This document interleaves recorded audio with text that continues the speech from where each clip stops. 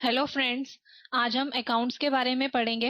Accounts में आज हम सबसे पहले अकाउंटिंग टर्मिनोलॉजी के बारे में समझेंगे, जिसमें कुछ डेफिनेशंस हैं।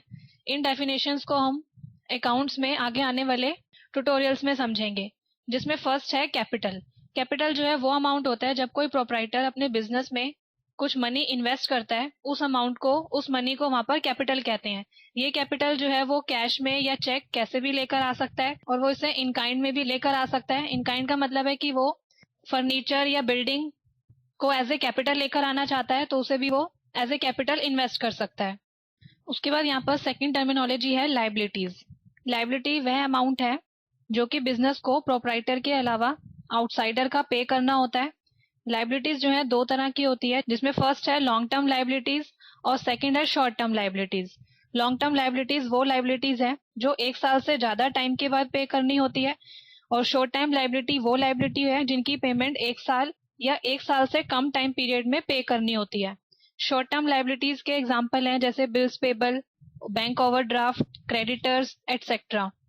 अब जैसा कि मैंने आपको एग्जाम्पल में बताया कि शॉर्ट टर्म लाइबिलिटीज आपकी क्रेडिटर्स, बिल्स पेबल और बैंक ओवरड्राफ्ट हो सकती है। अब जैसे यहाँ पर क्रेडिटर्स है, क्रेडिटर्स जो है वो यहाँ पर लेनदार है, यानी कि हमने गुड्स परचेज किए, जिस पार्टी से हमने गुड्स परचेज किए हैं वो पार्टी वहां पर क्रेडिटर है। अब जैसे हम अपने बिजनेस के लिए क्रेडिटर से गुड्स परचेज करते रहते हैं, तो उसकी पेमेंट हमें 1 साल के अंदर या फ्यू डेज में या फ्यू मंथ्स में करनी होती है, इसलिए यहाँ पर ये क्रेडिटर्स शॉर्ट टर्म होते हैं। उसके बाद जैसे यहाँ पर सेकेंड एग्जाम्पल था बैंक ओवरड्राफ्ट। बैंक ओवरड्राफ्ट जो है वो भी एक शॉर्ट टर्म लाइबिलिटी है, क्योंकि जब हम बैंक में अपना कोई चेक डिपॉजिट करते हैं तो हमारा बैंक ओवरड्राफ्ट कम हो जाता है, और अगर हम कोई चेक इशू करते हैं तो बैंक ओवरड्राफ्ट बढ़ जाता है, और ये प्रोसेस ड्यूरिंग द ईयर चलता रहता है, इसलिए हम बैंक ओवरड्राफ्ट को शॉर्ट टर्म लाइबिलिटीज कहते हैं। अब हम यहाँ पर लॉन्ग टर्म लाइबिलिटी का एक एग्जाम्पल समझते हैं। सपोज हमारी कंपनी को फर्नीचर की रिक्वायरमेंट है, और वो उस फर्नीचर को 2 साल की उधार की टर्म पर परचेज करती है, तो वो उसके लिए लॉन्ग टर्म लाइबिलिटी बन जाएगी। क्योंकि जो उसका टाइम पीरियड है वो लॉन्ग टर्म है, इसलिए वो यहाँ पर लॉन्ग टर्म लाइबिलिटी बन जाएगी। क्योंकि यहाँ पर जो उसका टाइम पीरियड है वो 1 साल से ज्यादा का है, इसलिए वो टर्म यहाँ पर जो है उसके लिए लॉन्ग टर्म लाइबिलिटी बन जाएगी। उसके बाद यहाँ पर नेक्स्ट आता है एसेट्स। एसेट्स जो है वो प्रॉपर्टी या लीगल राइट्स है जिसकी मनी वैल्यू होती है, और इसे फर्म अपने बिजनेस को अफेक्टली रन करने के लिए यूज करती है, और जिससे फर्म को फ्यूचर में कैश या बेनिफिट मिलता है। अब जैसे इसका एग्जांपल है debtors, stock of goods, furniture, building, cash etcetera. और एसेट्स जो है वो दो तरह की होती है, जिसमें फर्स्ट है फिक्स्ड एसेट्स और सेकंड है करंट एसेट्स। अब सबसे पहले हम यहाँ पर फिक्स्ड एसेट्स के बारे में समझते हैं। फिक्स्ड एसेट्स वो एसेट्स है जो बिजनेस को ऑपरेट करने के लिए परचेज की जाती है, ना कि रीसेल करने के लिए। अब जैसे इसका एग्जांपल है land and building, furniture, machinery etcetera. और ऐसे यहाँ पर जो सेकंड एसेट्स है वो है करंट एसेट्स, और करंट एसेट्स वो एसेट्स है जिसे फर्म शॉर्ट टर्म में कैश में कन्वर्ट कर लेती है, और इसका एग्जांपल है closing stock, debtors, bill receivable etcetera. उसके बाद यहाँ पर नेक्स्ट आता है डेटर्स। डेटर्स जो है वो पर्सन है जिसको फर्म क्रेडिट पर गुड्स सोल्ड करती है, और डेटर्स जो है वो फर्म के करंट एसेट्स में आते हैं। और उसके बाद यहाँ पर नेक्स्ट आता है क्रेडिटर्स। क्रेडिटर्स यहाँ पर वो पर्सन है जिससे फर्म क्रेडिट पर गुड्स परचेज करती है, और यह फर्म के शॉर्ट टर्म लाइबिलिटीज में आते हैं। उसके बाद यहाँ पर सिक्स टर्मिनोलॉजी है एक्सपेंस। कंपनी जो है गुड्स को प्रोड्यूस और सेल करने में जो भी खर्चे करती है उसे एक्सपेंस कहते हैं, और इन एक्सपेंसेस को कंपनी अलग अलग कैटेगरीज में डिवाइड करती है, जैसे direct expense, indirect expense, administrative expense, selling expense etcetera. उसके बाद यहाँ पर सेवंथ है इनकम। जब कंपनी गुड्स या सर्विस को मार्केट में सेल करती है तो उससे जो रिवेन्यू रिसीव होता है और उसमें से एक्सपेंस को डिडक्ट करते हैं, उसके बाद जो अमाउंट बचता है उसे इनकम कहते हैं। उसके बाद फिर यहाँ पर नेक्स्ट आता है रिवेन्यू। जब कंपनी गुड्स या सर्विस को मार्केट में सेल करती है और उससे जो उसे रिसिप्ट रिसीव होती है उसे रिवेन्यू कहते हैं। इन अदर वर्ड्स में इसे हम ग्रोस सेल्स वैल्यू भी कह सकते हैं। उसके बाद यहाँ पर 9 टर्मिनोलॉजी है गुड्स। गुड्स जो है वो प्रोडक्ट हैं जिनमें कंपनी डील करती है, और जो प्रोडक्ट एक कंपनी के लिए गुड्स होते हैं वही प्रोडक्ट किसी दूसरी कंपनी के लिए एक्सपेंस या एसेट्स भी हो सकता है। अब सपोज यदि कोई कंपनी होम अप्लायंसेज में डील करती है तो फ्रिज, एसी उस कंपनी के लिए गुड्स होंगे, लेकिन यदि कोई कंपनी होम अप्लायंसेज का बिजनेस ना करके कोई और बिजनेस करती है तो वो उसके लिए फिक्स्ड एसेट्स होंगी। इसी तरह एक स्टेशनर के लिए एक स्टेशनरी गुड्स होंगी और जो कंपनी स्टेशनरी के लिए बिजनेस में डील नहीं करती उसके लिए ये एक्सपेंस होंगे। अब हम गुड्स को एक दूसरी लैंग्वेज में समझते हैं। गुड्स जो है वो आइटम है जो कंपनी रीसेल करने के लिए परचेज करती है या वो अपने फिनिश्ड गुड्स को मैन्युफैक्चरिंग करने के लिए यूज करती है। उसके बाद यहाँ पर नेक्स्ट आता है परचेज। परचेज का मतलब है उन गुड्स को खरीदना जिनमें कंपनी डील करती है। यदि कोई कंपनी जो है फिक्स एसेट्स खरीदती है लेकिन उसमें डील नहीं करती है तो वो परचेज ना होकर वो फिक्स एसेट्स होंगे। और परचेज वही माना जाएगा जिन प्रोडक्ट्स में कंपनी डील करती है। और परचेज जो है वो दो तरह के होते हैं, जिसमें फर्स्ट होता है कैश परचेज और सेकंड होता है क्रेडिट परचेज। कैश परचेज का मतलब है जब कोई कंपनी गुड्स को कैश पर परचेज करती है तो उसे कैश परचेज कहते हैं। और सेकंड क्रेडिट परचेज, यानी कि जब कोई कंपनी गुड्स को क्रेडिट पर परचेज करती है तो उसे क्रेडिट परचेज कहते हैं। उसके बाद यहाँ पर नेक्स्ट आता है सेल। सेल का मीनिंग है उन प्रोडक्ट्स को सेल करना जिनमें कंपनी डील करती है। सेल जो है वो दो तरह की होती है, जिसमें फर्स्ट है कैश सेल और सेकंड है क्रेडिट सेल। कैश सेल वो सेल है जब हम अपने गुड्स को कैश पर सेल करते हैं, उसे कैश सेल कहते हैं। सेकंड होता है क्रेडिट सेल। क्रेडिट सेल वो सेल है जिनकी पेमेंट जो है सेल के टाइम पर रिसीव ना होकर बाद में रिसीव होती है। उसके बाद यहाँ पर नेक्स्ट आता है स्टॉक। स्टॉक जो है वह प्रॉपर्टी है जिसे कंपनी अपने बिजनेस में सेल करने के लिए रखती है। जब कंपनी के फाइनेंशियल अकाउंट्स प्रिपेयर किए जाते हैं तो उस टाइम कंपनी के पास कुछ अनसोल्ड स्टॉक बच जाता है तो वह उस स्टॉक को नेक्स्ट ईयर सेल के लिए यूज करती है। स्टॉक जो है दो तरह का होता है, जिसमें फर्स्ट है ओपनिंग स्टॉक और सेकंड है क्लोजिंग स्टॉक। एक साल का क्लोजिंग स्टॉक नेक्स्ट ईयर का ओपनिंग स्टॉक बन जाता है और एक ट्रेडिंग कंपनी के लिए अनसोल्ड गुड्स क्लोजिंग स्टॉक कहलाता है। और एक मैन्युफैक्चरिंग कंपनी के लिए क्लोजिंग स्टॉक में तीन तरह के गुड्स आ सकते हैं, जिसमें फर्स्ट है रॉ मटेरियल और सेकंड है वर्क इन प्रोग्रेस, जिसका मतलब है semi finished goods and finished goods, और जिसमें थर्ड है फिनिश्ड गुड्स। उसके बाद हमारा नेक्स्ट पॉइंट है लॉसेस। लॉसेस का मतलब होता है कंपनी के एक्सपेंसेस रिवेन्यू से बढ़ जाना। मतलब जब कंपनी को गुड्स को प्रोड्यूस करने में जो एक्सपेंसेस होते हैं वो उन गुड्स को सेल करने से जो रिवेन्यू आता है उससे ज्यादा होता है। इसका मतलब ये है कि सपोज कोई कंपनी जो है गुड्स मैन्युफैक्चर करती है और गुड्स मैन्युफैक्चर करने में उसका 1 लाख का एक्सपेंस होता है, लेकिन किसी कारण से उसे वो गुड्स 90,000 में बेचने पड़ जाते हैं तो उस टाइम पर उसकी जो कॉस्ट है वो रिवेन्यू से ज्यादा होगी, जिसकी वजह से उसे 10,000 का लॉस हो जाएगा। इसके अलावा अगर कोई कंपनी का कोई एम्प्लॉय कंपनी के गुड्स या कैश की चोरी कर लेता है तो वो भी एक तरह का लॉस है। इसी तरह से अगर कोई कंपनी अपनी फिक्स एसेट्स को मार्केट में लॉस में बेचती है तो ये उसके लिए नॉन ऑपरेटिंग लॉस होता है। टाइप्स ऑफ अकाउंट्स के बारे में समझेंगे। अकाउंट्स में तीन तरह के टाइप्स होते हैं, जिसमें फर्स्ट अकाउंट होता है रियल अकाउंट, सेकंड होता है पर्सनल अकाउंट और थर्ड होता है नॉमिनल अकाउंट। अब सबसे पहले हम यहाँ पर रियल अकाउंट्स के बारे में समझते हैं। Real accounts are those accounts which represent assets, यानी कि रियल अकाउंट्स वो अकाउंट्स होते हैं जो एसेट्स को रिप्रेजेंट करते हैं, यानी कि जो एसेट्स से रिलेटेड होते हैं। अब जैसे इसका एग्जांपल हमें यहाँ पर दिए हैं, बिल्डिंग्स, फर्नीचर, कैश, ये सभी जो है वो यहाँ पर एसेट्स हैं, इसलिए इन एसेट्स को हम यहाँ पर रियल अकाउंट्स कहते हैं। इसी तरह से यहाँ पर सेकंड अकाउंट है वो है personal account. Personal accounts are those accounts which represent persons and organisations, यानी कि पर्सनल अकाउंट्स वो अकाउंट्स होते हैं जो किसी पर्सन या किसी ऑर्गेनाइजेशन से रिलेट करते हैं। अब जैसे इसके एग्जांपल हमें यहाँ पर दिए हैं suppliers, customers, corporate bodies and institutions. अब यहाँ पर ये सप्लायर, कस्टमर, ये सब हमारे पर्सनल अकाउंट है, यानी कि ये अकाउंट जो है वो यहाँ पर पर्सन्स को रिप्रेजेंट कर रहे हैं। और ऐसे जो यहाँ पर थर्ड एग्जांपल है कॉर्पोरेट बॉडीज एंड इंस्टीट्यूशन, ये यहाँ पर ऑर्गेनाइजेशन को रिप्रेजेंट कर रहे हैं, इसलिए ये तीनों यहाँ पर पर्सनल अकाउंट है। इसी तरह से यहाँ पर थर्ड अकाउंट है nominal account. Nominal accounts are accounts where income and expenses are recorded. अब नॉमिनल अकाउंट्स यहाँ पर वो अकाउंट्स होते हैं जहाँ पर हम इनकम और एक्सपेंसेस को रिकॉर्ड करते हैं, और ये अकाउंट जो है वो नाम मात्र होते हैं, और ड्यूरिंग द ईयर हमें क्या प्रॉफिट और क्या लॉस हुआ है उसके लिए हम नॉमिनल अकाउंट्स का यूज करते हैं। अब यहाँ पर इसके एग्जांपल्स हैं, जिसमें फर्स्ट है sales, cost of goods sold, salary expenses, ये सभी जो है यहाँ पर नॉमिनल अकाउंट्स के एग्जाम्पल हैं, जिनमें इनकम और एक्सपेंसेस दोनों इंक्लूड हैं। अब टाइप्स ऑफ अकाउंट्स के बाद अब हम रूल्स ऑफ अकाउंटिंग में ये समझेंगे कि in different types of account से रिलेटेड एंट्रीज को अकाउंट्स में कैसे रिकॉर्ड करते हैं, अब हम इनसे रिलेटेड रूल्स को अंडरस्टैंड करते हैं। अब यहाँ पर जैसे फर्स्ट अकाउंट है रियल अकाउंट, जिसका मतलब है debit what comes in and credit what goes out. यानी कि जो चीज हमारे पास आती है वो डेबिट साइड में जाती है और जो चीज हमारे पास से चली जाती है वो क्रेडिट साइड में जाती है। इसी तरह से यहाँ पर सेकंड रूल है पर्सनल अकाउंट का, debit the receiver and credit the giver. यानी कि जो रिसीव करने वाला होता है वो डेबिट होता है और जो गिवर होता है वो क्रेडिट होता है। और इसी तरह से यहाँ पर नेक्स्ट रूल है नॉमिनल अकाउंट का, expenses and losses are debit and income and gains are credit. यानी कि जितने भी एक्सपेंसेस या जो भी लॉस होता है वो सब डेबिट होते हैं और जितनी भी इनकम और जितना भी गेन होता है वो सब क्रेडिट होता है। अब हमने यहाँ पर जो है ये अकाउंट्स के रूल्स को देखा। अब हम यहाँ पर सबसे पहले रियल अकाउंट्स के कुछ ट्रांजैक्शंस को समझते हैं।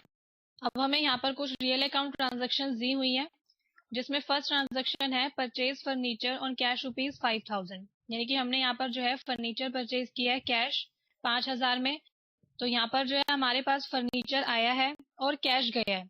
अब हम पहले जो है रियल अकाउंट का रूल देखते हैं। अब यहाँ पर रियल अकाउंट का जो रूल है वो है debit what comes in and credit what goes out. तो उस ट्रांजैक्शन में हमारे पास फर्नीचर आया है, तो उस रूल के अकॉर्डिंग जो चीज हमारे पास आती है वो डेबिट साइड में जाती है, इसलिए हमने फर्नीचर को डेबिट साइड में रखा है। और क्रेडिट व्हाट गोज आउट यानी कि जो चीज हमारे पास से चली जाती है वो क्रेडिट साइड में आती है। अब यहाँ पर जो है हमारे पास से कैश गया है, इसलिए हमने यहाँ पर कैश को क्रेडिट साइड में एंटर किया है। तो इसलिए यहाँ पर जो हमारी एंट्री बनी है वो है furniture account debit to cash account. अब ऐसे ही यहाँ पर सेकंड ट्रांजैक्शन है goods purchase ₹4,2500 and amount paid by cash. अब यहाँ पर जो है गुड्स परचेज किए हैं 2500 के और उसकी पेमेंट जो है वो कैश की गई है। और इस ट्रांजैक्शन में हमने परचेज अकाउंट को डेबिट रखा है और कैश अकाउंट को क्रेडिट रखा है। पहले हम इसका रूल देखते हैं।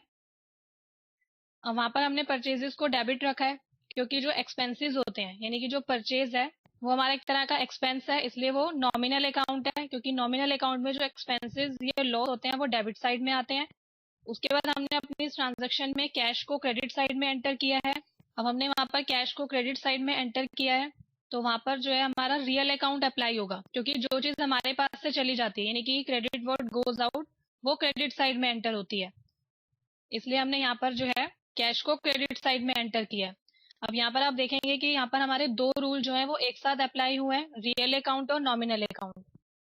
और अकाउंट्स में आपको मोस्टली ऐसी कई एंट्रीज मिलेंगी जो दो रूल से मिलकर बनी होती हैं। उसके बाद यहाँ पर हमारी थर्ड ट्रांजैक्शन है सोल्ड गुड्स फॉर चेक ₹8000। अब हमने यहाँ पर जो है गुड्स सोल्ड किए हैं अगेंस्ट चेक और हमने जो है यहाँ पर बैंक अकाउंट को डेबिट रखा है और सेल्स अकाउंट को क्रेडिट रखा है। बैंक अकाउंट हमारा पर्सनल अकाउंट होता है। अब हम इसका रूल देखते हैं। पर्सनल अकाउंट का रूल है डेबिट द रिसीवर। अब यहाँ पर हमने बैंक को डेबिट साइड में एंटर किया है क्योंकि जो बैंक है वो यहाँ पर रिसीव कर रहा है, इसलिए हमने इसको पर्सनल अकाउंट में रखा है क्योंकि यहाँ पर जो रिसीवर है वो बैंक है। उसके बाद हमने यहाँ पर क्रेडिट साइड में सेल्स को एंटर किया है। सेल जो है वो हमारा नॉमिनल अकाउंट है क्योंकि जो इनकम और गेन होता है वो क्रेडिट साइड में आता है, इसलिए हमने वहां पर सेल्स को क्रेडिट साइड में एंटर किया है। यहाँ पर आप इस ट्रांजैक्शन में देखेंगे, इस ट्रांजैक्शन में रियल अकाउंट का यूज नहीं हुआ है, यहाँ पर सिर्फ आपकी पर्सनल अकाउंट और नॉमिनल अकाउंट वाले रूल का ही यूज हुआ है। तो यहाँ पर जो हमारी ट्रांजैक्शन बनी है वो है bank account debit to sales account. उसके बाद हमारे यहाँ पर लास्ट ट्रांजैक्शन है कैश सेल्स ₹10,000। अब हमने जो है यहाँ पर कैश में सोल्ड किए हैं गुड्स 10,000 के। अब यहाँ पर जो है हमने कैश को डेबिट किया है और सेल्स को क्रेडिट किया है। अब पहले हम इसका रूल देखते हैं। वहां पर जो कैश है वो रियल अकाउंट है क्योंकि रियल अकाउंट का जो रूल है वो है डेबिट व्हाट कम्स इन, तो इसलिए हमने वहां पर जो है कैश को डेबिट साइड में एंटर किया है। और सेल हमने यहाँ पर क्रेडिट साइड में रखी है क्योंकि जो सेल है वो नॉमिनल अकाउंट है और नॉमिनल अकाउंट का जो रूल है credit all income and gains, इसलिए हमने वहां पर सेल को क्रेडिट साइड में एंटर किया।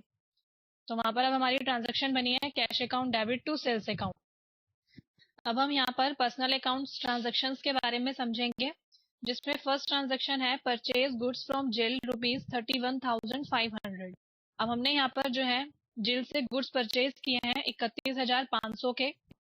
अब हमने यहाँ पर परचेज को डेबिट किया है। तो यहाँ पर आप अपनी रूल्स ऑफ अकाउंटिंग की शीट पर देखेंगे कि जो परचेज है वो नॉमिनल अकाउंट है क्योंकि जो एक्सपेंसेस और लॉसेस होते हैं वो डेबिट साइड में आते हैं। उसके बाद हमने यहाँ पर जिल को जो है वो क्रेडिट साइड में एंटर किया है। जिल को क्रेडिट साइड में एंटर किया है यानी कि वहां पर जो है पर्सनल अकाउंट का रूल अप्लाई होगा क्योंकि जो गिवर होता है वो क्रेडिट होता है, तो इसलिए वहां पर आपकी ट्रांजेक्शन बनेगी परचेज अकाउंट डेबिट टू जिल।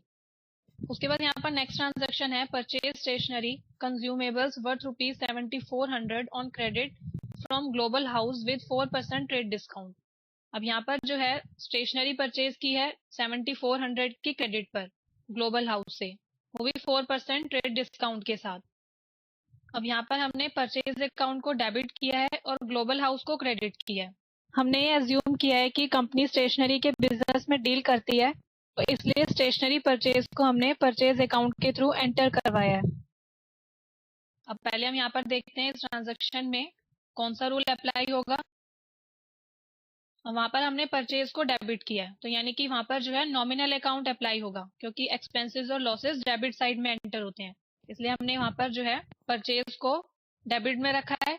उसके बाद हमने यहाँ पर ग्लोबल हाउस को क्रेडिट साइड में एंटर किया है क्योंकि यहाँ पर जो ग्लोबल हाउस है उसके ऊपर पर्सनल अकाउंट अप्लाई होगा क्योंकि वहां पर जो ग्लोबल हाउस है वो गिवर है और जो गिवर होते हैं वो पर्सनल अकाउंट के अकॉर्डिंग क्रेडिट साइड में एंटर होते हैं, इसलिए हमने वहां पर गिवर को यानी कि ग्लोबल हाउस को क्रेडिट साइड में एंटर किया है। तो यहाँ पर हमारी ट्रांजेक्शन बनी है purchase account debit to global house.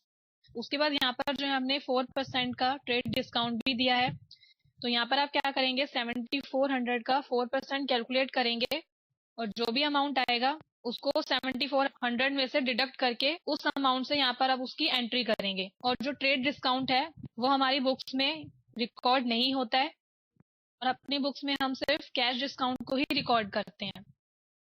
उसके बाद यहाँ पर थर्ड ट्रांजेक्शन है sold goods on credit to Ashok Mitra 4000 on 5% discount. अब यहाँ पर जो है गुड्स सोल्ड किए गए हैं अशोक मित्रा को क्रेडिट पर 4000 के और उसे जो है उस पर 5% का डिस्काउंट भी दिया है, तो यहाँ पर हमने जो है अशोक मित्रा को डेबिट रखा है और सेल्स को क्रेडिट में एंटर किया है। पहले हम यहाँ पर देखते हैं कि इसमें कौन सा रूल अप्लाई होगा। अब यहाँ पर अशोक मित्रा है वो डेबिट है, अशोक मित्रा डेबिट है क्योंकि वहां पर वो रिसीवर है यानी कि उस पर जो है पर्सनल अकाउंट अप्लाई होगा और जो रिसीवर होते हैं वो डेबिट साइड में एंटर होते हैं, इसलिए हमने वहां पर अशोक मित्रा को डेबिट साइड में एंटर किया है। अब यहाँ पर हमने सेल को क्रेडिट साइड में एंटर किया है और यहाँ पर जो सेल है वो नॉमिनल अकाउंट है क्योंकि नॉमिनल अकाउंट का रूल है debit all expenses and losses and credit all income and gain. अब वहां पर हमने सेल को क्रेडिट साइड में एंटर किया है क्योंकि सेल जो है वो इनकम है, इसलिए हमने उसे क्रेडिट साइड में एंटर किया है। तो यहाँ पर हमारी ट्रांजेक्शन बनती है अशोक मित्रा टू सेल्स अकाउंट। उसके बाद यहाँ पर आप देखेंगे हमने 3800 से इसकी एंट्री की है क्योंकि यहाँ पर इसने 4000 में गुड्स सोल्ड किए थे और साथ में इसको 5% का डिस्काउंट दिया था। तो यहाँ पर आप क्या करेंगे 4000 का 5% कैलकुलेट करेंगे, जो भी उसका रिजल्ट आएगा उसे 4000 में से डिडक्ट करेंगे और उसके बाद उस अमाउंट से आप इसकी एंट्री करेंगे। उसके बाद फिर हमारे यहाँ पर लास्ट ट्रांजेक्शन है sold goods to Om on credit ₹60,000। अब यहाँ पर जो है हमने ओम को गुड्स बेचे हैं क्रेडिट पर 60,000 के और यहाँ पर हमने क्या किया इस ट्रांजेक्शन में ओम को डेबिट किया है और सेल्स अकाउंट को क्रेडिट किया है। अब पहले हम इसका रूल देखते हैं। अब यहाँ पर हमने ओम को डेबिट किया है क्योंकि यहाँ पर जो ओम है वो रिसीवर है, उसको हमने गुड्स बेचे हैं तो यानी कि वो यहाँ पर रिसीवर है, तो यहाँ पर हमारा जो है पर्सनल अकाउंट का रूल अप्लाई होगा और पर्सनल अकाउंट का हमारा रूल है debit the receiver and credit the giver. अब वहां पर जो ओम है वो रिसीवर है, इसलिए हमने ओम को वहां पर डेबिट साइड में एंटर किया है। उसके बाद फिर हमने यहाँ पर सेल्स को क्रेडिट साइड में रखा है। सेल जो है वो इनकम है यानी कि वो नॉमिनल अकाउंट में आती है और नॉमिनल अकाउंट का रूल है debit all expenses and losses and credit all income and gain, इसलिए हमने वहां पर सेल को क्रेडिट साइड में एंटर किया है क्योंकि सेल जो है वो इनकम है। पर्सनल अकाउंट ट्रांजैक्शंस के बाद अब हम यहाँ पर नॉमिनल अकाउंट ट्रांजैक्शन के बारे में समझते हैं। इसमें फर्स्ट ट्रांजैक्शन है रेंट पेड बाय चेक ₹4000। अब यहाँ पर जो है रेंट पे किया गया है चेक से 4000 का और यहाँ पर हमने रेंट को डेबिट साइड में एंटर किया है और बैंक को क्रेडिट साइड में एंटर किया है। तो पहले हम यहाँ पर देखेंगे कि इस ट्रांजैक्शन में कौन सा रूल अप्लाई होगा। अब हमने वहां पर जो है रेंट को डेबिट किया है, मतलब जो रेंट है वहां पर वो नॉमिनल अकाउंट है, क्योंकि नॉमिनल अकाउंट का रूल है debit all expenses and losses and credit all income and gain. इसलिए हमने वहां पर जो है रेंट को डेबिट साइड में एंटर किया, क्योंकि जो रेंट है वो एक्सपेंस है, इसलिए हमने यहाँ पर रेंट को डेबिट साइड में रखा। उसके बाद यहाँ पर क्रेडिट साइड में हमने रखा है बैंक अकाउंट। बैंक जो है वो हमारा पर्सनल अकाउंट है, और पर्सनल अकाउंट का हमारा रूल है debit the receiver and credit the giver. और बैंक जो है वो यहाँ पर इसलिए गिवर हुआ क्योंकि यहाँ पर जो है हम पे नहीं कर रहे हैं, वो बैंक पे कर रहा है, इसलिए हमने यहाँ पर बैंक को क्रेडिट साइड में रखा है। तो यहाँ पर हमारी ट्रांजेक्शन बनी है rent account debit to bank account. उसके बाद फिर हमारे यहाँ पर नेक्स्ट ट्रांजेक्शन है paid cash for trade expenses ₹150। अब यहाँ पर जो है ट्रेड एक्सपेंस के लिए कैश पे किया है 150 का, और यहाँ पर हमने क्या किया है ट्रेड एक्सपेंस को डेबिट में रखा है और कैश को क्रेडिट साइड में एंटर किया। तो पहले हम यहाँ पर इस ट्रांजेक्शन में देखेंगे कि कौन सा रूल अप्लाई होगा। अब ट्रेड एक्सपेंस जो है वो यहाँ पर डेबिट है, और जो एक्सपेंसेस होते हैं वो नॉमिनल अकाउंट में आते हैं, क्योंकि नॉमिनल अकाउंट का यहाँ पर रूल है debit all expenses and losses, और जो क्रेडिट है उसमें सारी इनकम और गेन आती है। अब इस टाइम हमारी ट्रांजेक्शन में जो एक्सपेंस है वो डेबिट हुआ है, यानी कि जो ट्रेड एक्सपेंस है वो डेबिट है, इसलिए यहाँ पर जो है नॉमिनल अकाउंट अप्लाई होगा। उसके बाद हमने यहाँ पर कैश को क्रेडिट साइड में एंटर किया है, क्योंकि यहाँ पर जो कैश है वो रियल अकाउंट है, क्योंकि रियल अकाउंट का रूल है debit what comes in and credit what goes out. अब वहां पर जो हमारे पास से कैश गया है, इस ट्रांजेक्शन में हमारे पास से कैश गया है, इसलिए हमने यहाँ पर जो है कैश को क्रेडिट साइड में रखा है, और यहाँ पर हमारी ट्रांजेक्शन बनी है trade expense account debit to cash account. उसके बाद फिर यहाँ पर नेक्स्ट ट्रांजेक्शन है पेड वेजेस ₹500। यहाँ पर जो है अब हमने वेजेस पे किए हैं 500 के, और इस ट्रांजेक्शन में हमने वेजेस को डेबिट रखा है और कैश को क्रेडिट रखा है। अब पहले हम इसका रूल देखते हैं। वेजेस को हमने डेबिट साइड में रखा है, यानी कि उसके ऊपर जो है वो नॉमिनल अकाउंट अप्लाई होगा, और नॉमिनल अकाउंट में क्या होता है जो एक्सपेंसेस या लॉस होते हैं वो डेबिट साइड में आते हैं, इसलिए हमने वहां पर क्या किया है वेजेस को डेबिट साइड में रखा है। और यहाँ पर हमने कैश को क्रेडिट साइड में रखा है, क्योंकि जो कैश है वो रियल अकाउंट है, और रियल अकाउंट का रूल है debit what comes in and credit what goes out, यानी कि हमारे पास से जो चीज चली गई है वो क्रेडिट हो गई है, इसलिए हमने वहां पर कैश को क्रेडिट साइड में एंटर किया। उसके बाद हमारे यहाँ पर लास्ट ट्रांजेक्शन है कैश सेल्स ₹3000। अब यहाँ पर हमने कैश को डेबिट रखा है और सेल्स को क्रेडिट किया है। अब पहले हम इसका रूल देखते हैं। अब हमने वहां पर जो है कैश को डेबिट रखा है, यानी कि वहां पर जो है रियल अकाउंट अप्लाई होगा। रियल अकाउंट में क्या आता है कि जो चीज हमारे पास आती है वो डेबिट साइड में जाती है, यानी कि डेबिट व्हाट कम्स इन। वहां पर हमारे पास कैश आया है, इसलिए हमने यहाँ पर कैश को डेबिट साइड में एंटर किया है। उसके बाद हमने यहाँ पर सेल को क्रेडिट में रखा है। सेल को क्रेडिट में रखा है तो यानी कि वहां पर जो है नॉमिनल अकाउंट का रूल अप्लाई होगा, यानी credit all income and gain, इसलिए हमने वहां पर सेल्स को क्रेडिट साइड में एंटर किया।